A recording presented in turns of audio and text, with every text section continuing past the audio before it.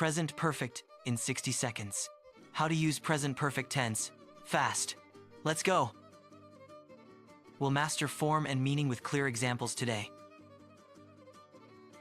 Use present perfect for actions continuing until now. Example, I have lived here since 2020. Use since for to show the time period up to now. Great. That's the continuity meaning of present perfect. Use it for life experiences before now. Example, she has visited Goa.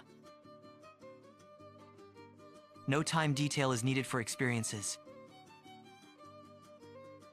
Use it for very recent actions with present results. Example, he has just eaten lunch.